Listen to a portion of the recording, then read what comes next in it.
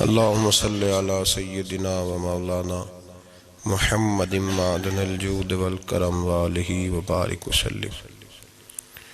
حضرت انس بن مالک رضی اللہ تعالیٰ عنہ ارشاد فرماتے ہیں،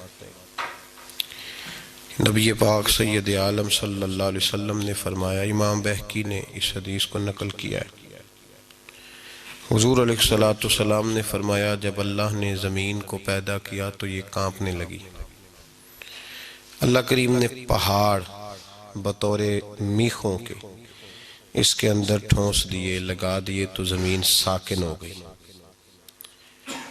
فرشتے عرض کرنے لگے، یا اللہ، پھر تیری مخلوق میں سب سے زیادہ طاقتور تو یہ پہاڑ ہوئے، اتنی بڑی زمین کو ان پہاڑوں نے قابو کر لیا ہے اور یہ ہلنے سے باز آ گئی ہے، ساکن ہو گئی ہے۔ جب فرشتوں نے تعجب کیا نا کہ پھر سب سے طاقتور تو یہ پہاڑ ہوئے، تو اللہ کریم نے لوہا پیدا کر دیا، لوہے نے پہاڑوں کو بھی کاٹ ڈالا۔ فرشتے تعجب کرنے لگے، کہنے لگے، یا اللہ، پھر سب سے زیادہ طاقتور تو یہ لوہا ہوا جس نے پہاڑ بھی کاٹ دیے۔ نبی پاک سید عالم صلی اللہ علیہ وسلم فرماتے ہیں، پھر اللہ تبارک و تعالی نے آگ کو پیدا کر دیا، آگ نے لوہے کو پگھلا دیا۔ فرشتے پھر تعجب کرنے لگے کہ لگتا ہے آگ ہی سب سے زیادہ طاقتور چیز ہے، لوہے کو بھی پگھلا دیا۔ رب تبارک و تعالی نے پانی پیدا کر دیا، اس نے آگ بھی ٹھنڈی کر دی۔ فرشتے کہنے لگے، لگتا ہے سب سے طاقتور یہ پانی ہی ہے، تو اللہ کریم نے ہوائیں پیدا کر دی جو پانی کا رخ پھیرنا شروع ہو گئے۔ فرشتے اب ٹھہر گئے، پریشان ہو گئے، عرض کرنے لگے، یا اللہ، تو ہی بتا تیری مخلوق میں سب سے زیادہ طاقتور کون ہے؟ تو نبی پاک علیہ السلام نے فرمایا، رب کریم فرمانے لگے، اے میرے فرشتوں، میری مخلوق میں سب سے زیادہ طاقتور وہ شخص ہے، وہ مسلمان ہے جو سیدھے ہاتھ سے صدقہ دیتا ہے پر الٹے کو پتہ نہیں چلنے دیتا، وہ سب سے زیادہ طاقتور بننے والا۔ اگر کوئی آدمی ارادہ کرے نا کہ میں طاقتور بنوں، تو وہ اپنی نیکیاں چھپانی شروع کرے۔ وہ اگر بھلائی کے کام کرے تو ان پہ پردہ ڈالنا شروع کرے، وہ سب سے زیادہ طاقتور بن جائے گا۔ اور سب سے زیادہ کمزور کون شخص ہوگا؟ جو نیکی کرے اور اس کو ظاہر کر دے، جو کسی کے حق میں کوئی خیر کا فیصلہ کرے پھر وہ بتاتا پھرے، پھر وہ سناتا پھرے۔ طاقتور بننے کے لیے نسخہ جو نبی پاک علیہ السلام نے فرمایا، سب کی خواہش ہوتی ہے نا لوگوں کی ہم طاقتور بن جائیں، ہم ایسے لوگ بن جائیں جن کی کوئی مثال نہ ہو، جنہیں کوئی گرا نہ سکے۔ تو محبوب علیہ السلام نے فرمایا، مخلص بن جاؤ، طاقتور بن جاؤ گے، ریاکار بنو گے تو کمزور رہ جاؤ گے۔ تصنع جو ہے نا، بناوٹ، ریاکاری، جلدی سے جلدی نیکی کر کے اس کو ظاہر کرنا۔ صوفیاء یہ کہتے ہیں کہ تو نے سوچنا بھی نہیں کہ میں نے نیکی کی ہے، سوچنا بھی نہیں، نیکی کر کے تو بھول جا، ہاں گناہ کر کے یاد رکھ، اور کوشش کر کے تیرا وہ گناہ تو اتنی کثرت سے توبہ کرے کہ تیرا رب تجھے معاف فرما دے۔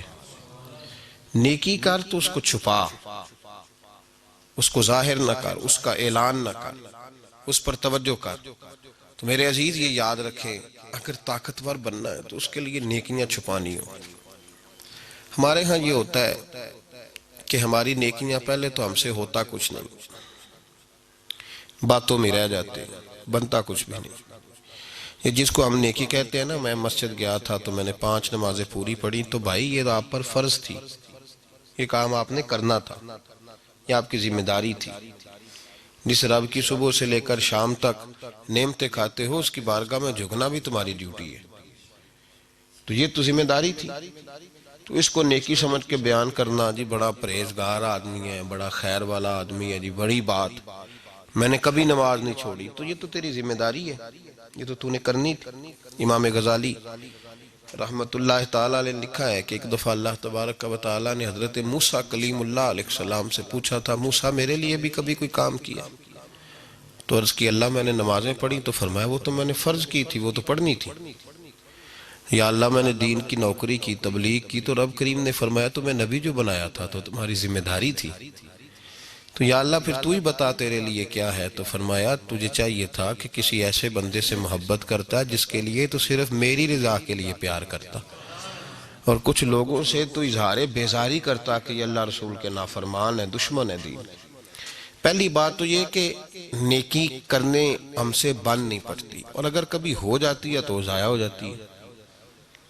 جب بتا دیا، جب دکھلا دیا، جب سنا دیا، جب تذکرہ کر دیا، نیکی ایک ذخیرہ ہے، اور یہ وہ والا ذخیرہ ہے کہ جب تک اس پر لوگوں کی نظر نہیں پڑے گی یہ محفوظ رہے گی، اور جب نظر پڑ جائے گی پھر یہ محفوظ نہیں رہے گی۔ دیکھیں نا ہمارے پاس جو مال ہم نے تھوڑا سا رکھا ہوتا ہے بچا کر مشکلات کے لیے، لوگ اپنی اولادوں سے بھی محفوظ رکھتے ہیں، سائیڈ پہ رکھتے ہیں، لوگوں کو پتہ نہ چلے، پتہ چل جائے تو لوگ مطالبہ کرتے ہیں۔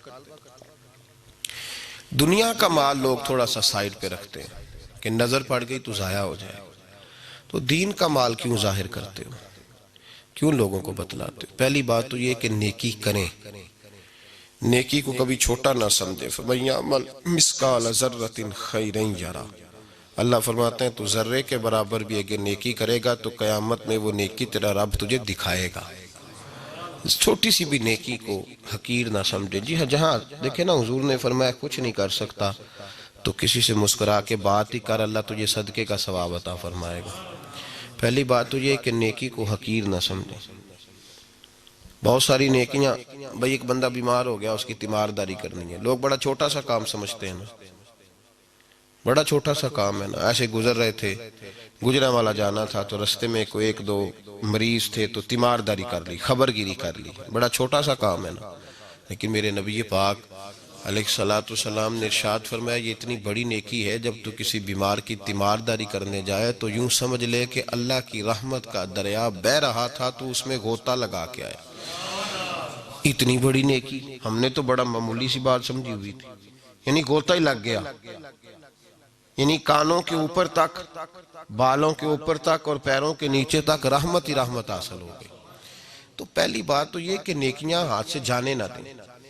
جس حد تک صحابہ لالچی تھے، اولیاء اللہ لالچی تھے، کس بات کے؟ نیکیوں کے، نیکیوں کے لالچی تھے، کوئی نیکی جانے نہیں دیتے، کہتے تھے کوئی خیر کا کام میرے ہاتھ سے رہ نہ جائے۔ نبی پاک علیہ السلام نے ارشاد فرمایا جب تو جنازہ پڑھنے جاتا ہے تو اگر تو جنازہ پڑھ کے آ جائے تو تجھے 1 قرات اجر ملے گا، اور اگر تو دفن میں بھی شریک ہو تو اللہ 2 قرات اجر عطا کرے گا۔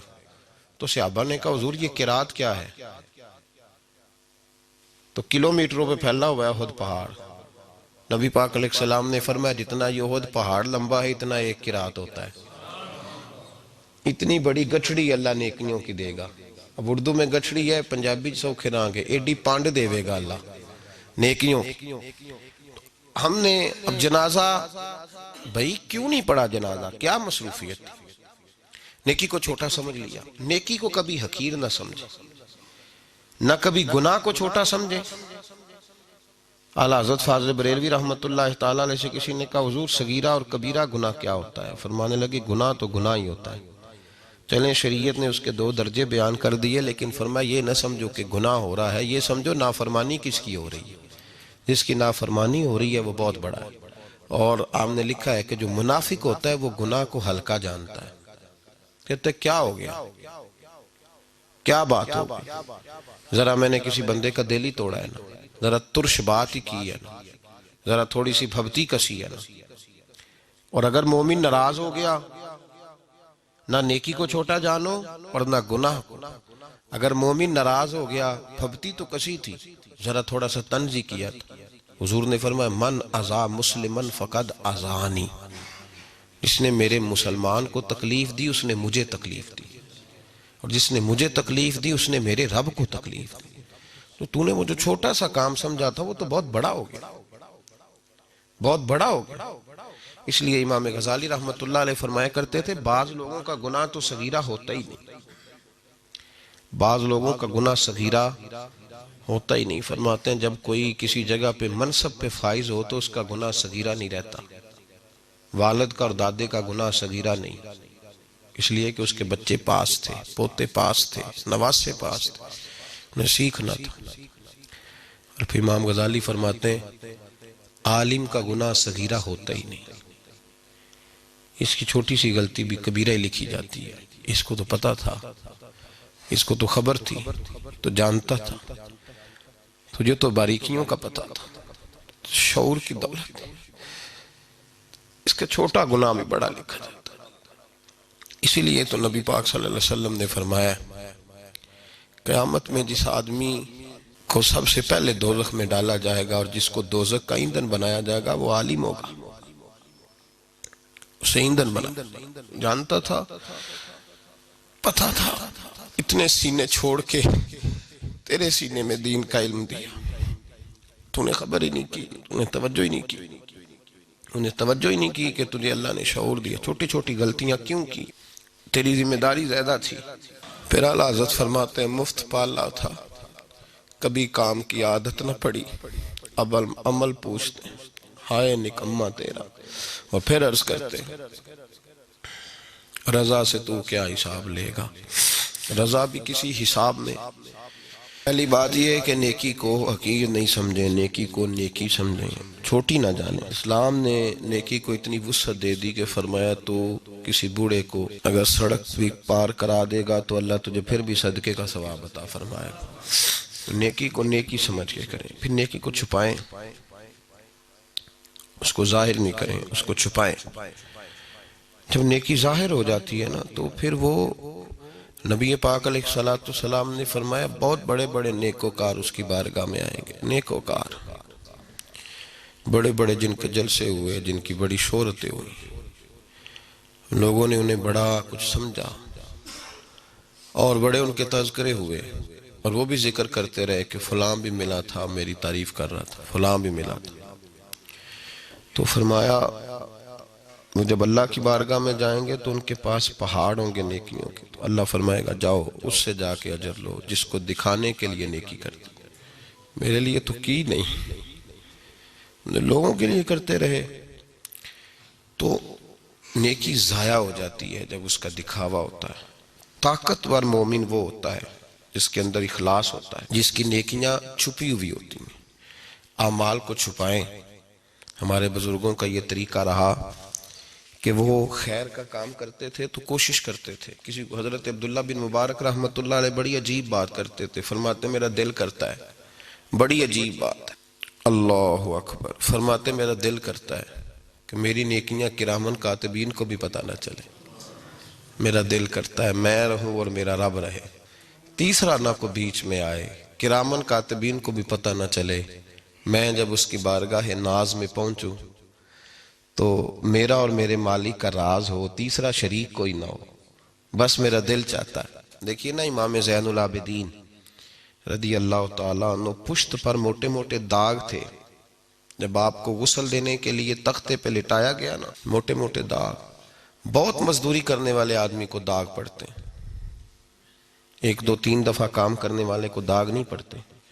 یہ جو پیچھے کمر تھی نا اس پہ موٹے موٹے دھبے تھے، آپ کے صاحبزادے سے لوگوں نے کہا کہ اتنے موٹے دھبے، تو فرمانے لگے میرے والد گرامی حضرت مولا علی کے پوتے، حضرت سیدہ فاطمہ الزہرا کے پوتے امام حسین کے صاحبزادے رضوان اللہ تعالی علیہ مجمعین، اپنی پشت پہ نا اناج کی بوریاں رکھ کے تو غریبوں کے گھروں میں پہنچا کے آیا کرتے تھے، اور روزانہ جاتے تھے، اور ایک گھر میں نہیں کئی گھروں میں جاتے تھے، اور جب دنیا مکمل سو جاتی تو تب جاتے تھے۔ تب فوری طور پہ لوگوں کو شکوہ ہوا کہ آپ جوان آدمی تھے، آپ خود کیوں نہیں گئے، بوڑھے باپ کو بھیجا؟ تو امام زین العابدین کے صاحبزادے فرمانے لگے میں عرض کرتا تھا ابا جی مجھے دے دیں، میں چھوڑ آتا ہوں، تو فرماتے تھے جب تجھے دوں گا تو پھر اس غریب کا نام بھی تجھے بتانا پڑے گا، تو میں چاہتا ہوں کہ میرا اور اس بندے کا راز رہے، اگر اس کو بغیر بتائے بھی کام چلے تو پھر بھی ٹھیک ہے۔ تو بھائی یاد رکھیں نیکی طاقتور اس وقت ہوتی ہے، بہت ساری چھوٹی چھوٹی نیکیاں بندے کو بخشوا دیں گی قیامت میں، اللہ کی رحمت کا بہانہ بن جائیں گی، لیکن شرط یہ ہے کہ طاقت والی نیکی ہو، اس کے اندر قوت ہو۔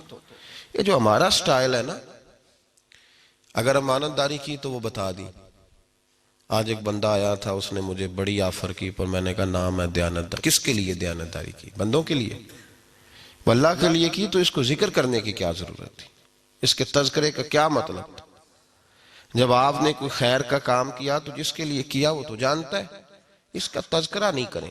یہ جو شہرتیں ہوتی ہیں، یہ جو تذکرے ہوتے ہیں، یہ کئی دفعہ کچھ لوگوں کے بہت زیادہ ہوتے ہیں، پھر وہ مٹتے ہیں۔ کچھ ایسی کوتاہیاں اللہ جب ناراض ہوتا ہے تو ان سے سرزد ہوتی ہیں کہ یہ لوگ زوال کا شکار ہوتے ہیں۔ اس وقت سے ڈریں، بچیں اور اپنے آپ کو طاقتور کریں۔ نبی کریم سید عالم نور مجسم شفیع معظم صلی اللہ تعالی علیہ وسلم سے قبل 1,24,000 کم و بیش انبیاء آئے۔ آپ کو چند لوگوں کے نام کتابوں میں ملیں گے، کدھر گئے باقی؟ چند نبیوں کے نام، اس لیے کہ انہوں نے کام کیا ہے، نام نہیں بنایا، ڈیوٹی کی، اپنی ڈیوٹی کر کے چلے گئے۔ تختیوں کا شوق اور اپنا آپ کو بڑا چاہنے کا شوق یہ تباہی پیدا کرتا ہے، یہ باطن میں فساد برپا کرتا ہے، دل کی دنیا کو اجاڑتا ہے۔ ڈیوٹی کری، چلے گئے۔ 1,44,000 صحابہ نے نبی پاک کے ساتھ حج کیا تھا۔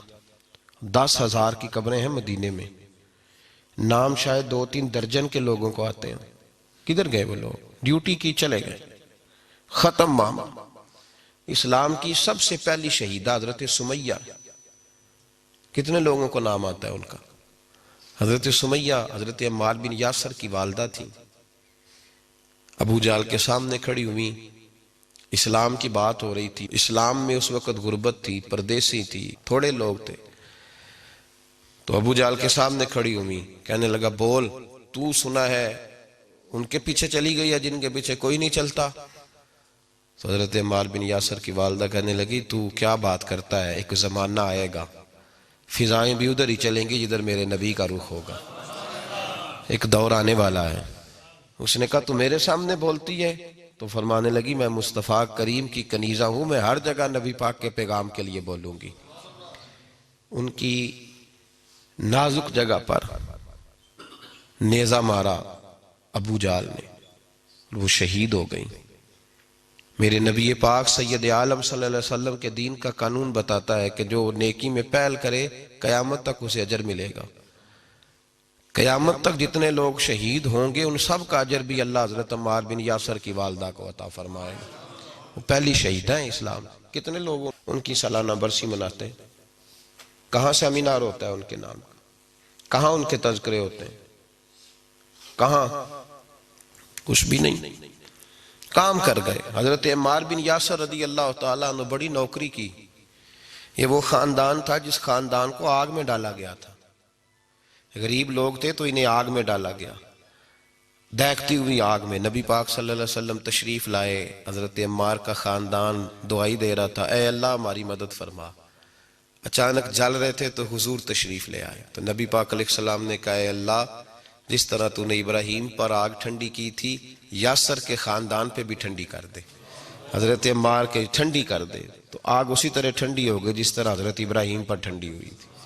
حضرت عمار بن یاسر حضور علیہ السلام کے والد نے، والدہ نے، خود حضرت عمار کو حضور نے فرمایا تو شہید ہوگا، باغی گروہ تجھے مارے گا۔ اتنے بڑے لوگ، کدھر ہے ان کا نام؟ اتنی بڑی ڈیوٹی، کدھر گئے تذکرے ان لوگوں کے؟ حضرت ام ایمن رضی اللہ تعالیٰ عنہ اتنی بڑی ڈیوٹی کی مصطفیٰ کریم کی۔ نبی پاک صلی اللہ علیہ وسلم کو مقام ابوا سے جب آپ کی والدہ انتقال کر گئیں تو حضرت ام ایمن لے کے آئی تھی۔ کہاں ان لوگوں کے انہوں نے تذکرے، انہوں نے پسند ہی نہیں کیا کہ ہمارے ذکر ہوں، انہوں نے یہ شوق ہی نہیں پیدا کیا۔ اب تو پیر فوت ہونے سے پہلے اپنا دربار بنا لیتا ہے، کہتا پتہ نہیں بچے بعد میں بنائیں گے کہ نہیں بنائیں گے۔ وہ فوت ہونے سے پہلے تیاری کرا لیتا ہے، سنگ مرمر لگوا لیتا ہے۔ او بابے ڈر اللہ تعالیٰ سے، اوپر سے جتنی مرضی سنگ مرمر لگی ہو، قبر تو اس وقت مزار بنے گی جب اندر جنت کا باغ ہوگا، جب اندر جنت کا باغ ہوگا۔ والا حضرت فاضل بریلوی رحمت اللہ علیہ ایک جگہ پہ فرماتے ہیں چٹائی رکھنے سے کیا فائدہ؟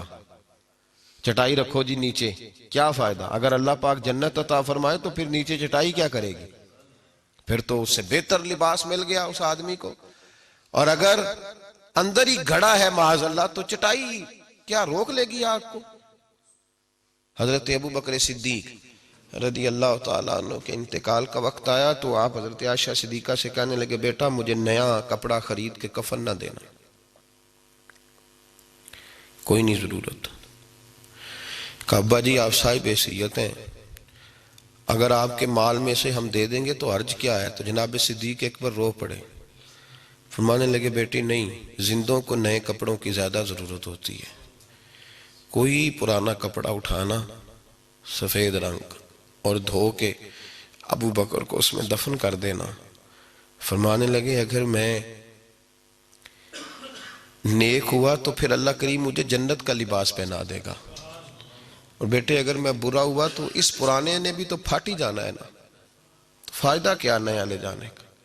تو بھائی تو یہ پیدا کر کہ نیکی ایسی ہو جو تیرے لیے کام آ سکے، ایسی لولی لنگڑی نیکی نہ کر جس کی اپنی ٹانگیں نہ ہو، وہ چل ہی نہ سکے تو تجھے کیسے آگے لے کر کے جائے گی۔ ایسی نیکیاں کریں جو طاقتور ہوں، ایسی نیکیاں کریں جو ہمت والی ہوں، ایسی نیکیاں کریں جن کے اندر توانائی ہو، قوت ہو۔ ایسی نیکی نہیں کریں کہ جو نیکی جو ہے وہ بالکل اثر ہی نہ رکھتی ہو۔ اس لیے میں دیکھ رہا ہوں بہت سارے لوگ کچھ خیر کا کام کرتے ہیں لیکن وہ بتانا بڑا ضروری سمجھتے ہیں۔ کیا ضرورت تھی ذکر کرنے کی؟ حاجت کیا تھی؟ اس کے ساتھ میں بڑی نیکیاں کرتا رہا، آج یہ میری طرف توجہ ہی نہیں کرتا، تو بھائی ختم ہو گئی تیری نیکی، تو نے کہہ دیا تو ختم ہو گیا مسئلہ۔ تو کیوں ایسے کرتا ہے؟ بھائی شہرت، آگے ہونا اور ذکر کرنا یہ چیزوں کو ضائع کرتا ہے۔ طاقتور بننا چاہتے ہو تو پیچھے پیچھے رہنا شروع کر دو، طاقتور بننا چاہتے ہو تو چپ کر جاؤ، خاموشی اختیار کرو، جیتنا چاہتے ہو تو ہارنا سیکھو، دنیا کے اندر اگر اٹھنا چاہتے ہو تو گرنے کا طریقہ سیکھو۔ یاد رکھو جن لوگوں کے پیر پھسلتے ہیں انہیں سمجھ آتی ہے کہ میں نے سنبھلنا کس طرح سے، اور جو لوگ ہارتے ہیں انہیں جیت کی لذت نصیب ہوتی ہے۔ اور اگر شوق ہے صرف آگے بڑھنے کا، جیتنے کا ہی، تو پھر تمہیں کیا پتا کہ جیتنے کی لذت کیا ہے؟ اس لیے کہ جو ہار کے جیتتا ہے اس کو پتا ہوتا ہے کہ کل میں کیا تھا اور آج میں کیا ہوں۔ جتن جتن ہر کوئی کھیڑے کدی ہارن کھیڑ فقیرہ، جتن جتن تے ہر کوئی کھیڑے تو کدی ہارن کھیڑ فقیرہ، جتن دا مل کوڈی پیندائی ہارن دا مل ہیرا۔ تو اپنے آپ کو طاقتور آپ تب کریں گے جب آپ کی روحانیت کے اندر کچھ توانا قسم کی نیکیاں ہوں گی، تگڑی، پھر آپ طاقتور۔ اور اگر بس وہی ریاکاری ہے، وہی دکھلاوا ہے، وہی تصنع ہے، وہی بناوٹ، ڈر لگنے لگا ہے، اب پریشانیاں بڑھنے لگی، اب چیزیں کھل کے واضح ہونے لگی ہیں کہ نہیں، مشکل ہوتا جا رہا ہے۔ حضرت باعزید بسطامی علیہ رحمہ فرمایا کرتے تھے مجھے انسانوں کی بھیڑ میں انسان ہی نہیں ملتا، کہاں تلاش کروں؟ انسانوں کی بھیڑ میں انسان نہیں ملتا، کدھر جا کے ڈھونڈ کے لائیں؟ ہاں فرمایا کرتے تھے اب ڈر لگتا ہے کسی سے نیکی کراتے، پتہ نہیں کل اگر یہ ناراض ہو گیا تو یہ کیا کرے گا، لوگوں کو کیا کچھ بتائے گا، کس طرح کا رویہ۔ یوں تو ہر ایک کو شیطان سے ڈر لگتا ہے، مجھ کو اس دور کے کچھ انسان سے ڈر لگتا ہے، اور جس کی ہر بات میں پوشیدہ ہو نشتر کی چبھن، ایسے ہر صاحب احسان سے ڈر لگتا ہے۔ طاقت والی نیکی وہ ہوتی ہے اس میں خلوص ہو۔ یار اب تو لوگ ابا جی کی خدمت کر کے بھی بتاتے ہیں کہ میں نے کی ہے، وہ بھائی کس کی ہے؟ اپنے ابا جی کی۔ میں اپنے استاد جی کا بڑا فرما بردار، تو استاد جی کس کے تھے؟ تو یہاں تو کہنا کہ تیرے استاد کا میں فرما بردار ہوں، تو بات سمجھ میں آئی؟ اپنے ہی استاد کی فرما برداری کر کے تو بتا رہا ہے جس نے تجھے انسان بنا دیا، اس کی تو ذکر کر رہا ہے۔ میں اپنے شیخ کی بڑی نوکری، میں جی وہیں ہوتا ہوں حضرت صاحب کے پاس۔ حضرت صاحب کس کے؟ یا تو کسی اور کو کہنا کہ میں تیرے حضرت صاحب کے پاس ہوتا ہوں، ان کی نوکری کرتا ہوں، تو پھر تو بات سمجھ میں آئی۔ تو اگر تیرے حضرت صاحب ہے تو ذکر کس طرح تو نے کر لیا، جملہ کیسے ادا ہوا، فکرہ کیسے تیری زبان سے نکل گیا؟ پھر اس کا مطلب یہ ہوا کہ تو نے ابھی اس میں گنجائش سمجھی ہے، اس کے اندر تو نے ایک بہت بڑی جو ہے وہ بہت بڑی سپیس دے دی۔ کیوں کوئی اور تھا تو میں نے بڑی نیکی کی، حالانکہ بنتا تیرا تھا پر میں جا کے ڈیوٹی کر آیا ہوں۔ بھائی جب تیرا ہی بنتا تھا تو نے ہی جانا تھا، ذمہ داری تیری تھی۔ اس لیے اپنے اپنے حصے کی ڈیوٹی کریں، لیکن طاقت والی نیکی کریں، کمزور نیکی نہ کریں، کمزور نیکیاں نہ کریں۔ ہماری نیکیاں ہیں صحیح، کچھ ٹوٹی پھوٹی پر کمزور بڑی ہیں، بالوں پر نہیں ہیں، خوبصورت نہیں ہیں، ان کو مضبوط کریں۔ اس کا طریقہ یہ ہے خلوص پیدا کریں۔ اللہ کریم سمجھنے کی توفیق عطا فرمائے۔ آخر دعویٰ یعنی الحمدللہ رب العالمین۔